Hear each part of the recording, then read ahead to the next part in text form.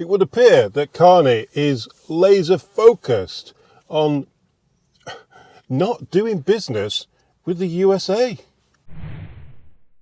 What is wrong with him? What is it about Carney that he's got so much against doing business with the USA when everybody wants to do business with the USA? It could be the tariffs, yes, obviously, but there's more to it than that.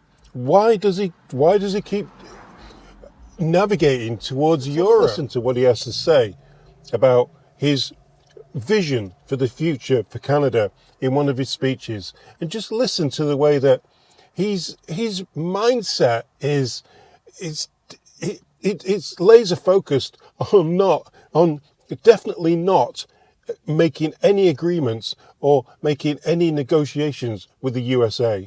The global economy is fundamentally different today than it was yesterday.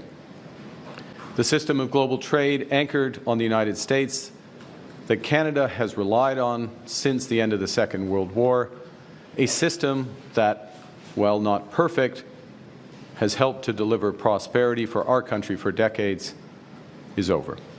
A system that Canada has relied on since the Second World War. He just wants to finish it there and then. A bit like the Hudson Bay survived hundreds and hundreds of years of wars and recessions and all stuff like that, but couldn't survive 10 years of Liberals. Yeah, well, that's Carney's ambition for our trade with the USA. It's not going to survive when it gets to the Carney years. He wants to go Europe. He wants to trade with them. He is net zero, yeah? He wants net zero stuff, all this net zero, this, that and the other, right?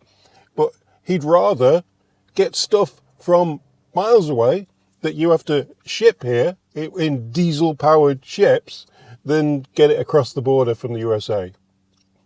Yeah, that's idiocy to me. Let's carry on with what he was saying. Our old relationship of steadily deepening integration with the United States is over. The 80-year period when the United States embraced the mantle of global economic leadership, when it forged alliances rooted in trust and mutual respect, and championed the free and open exchange of goods and services, is over. Well, this is a tragedy. It is also the new reality. We must respond with both purpose and force. With purpose and force. He hasn't done any purpose and no force. He's just talked. All he does is talk. Like, Carney's been in power for quite a few months now, not just since he was elected. He was put into the prime ministerial role through his own people, right? Voted there, selected to be the leader of the Liberal Party.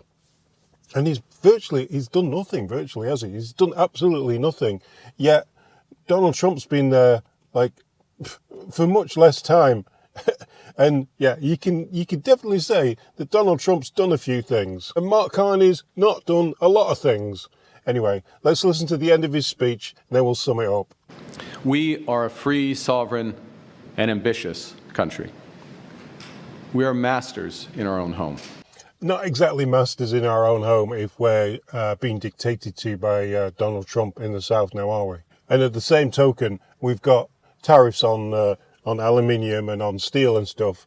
But we've got a guy who says that we need to strengthen our own thing and strengthen our own businesses and that. Yet he's the guy that wants to put carbon tax on steel and on industry and carbon tax big industry, as if they don't have enough trouble with what's coming from the South. We also have the enemy within, which is Mark Carney. Anyway, what do you think? Do you think we should cut ties with the USA and just go all in on Europe, which, as you well know, gets a lot of their gas and electricity from the East, the largest country in the world, whose name I shall not mention at the moment because there's a lot of there's a lot of news about that at the moment. Anyway, I'll see you on the next one, guys.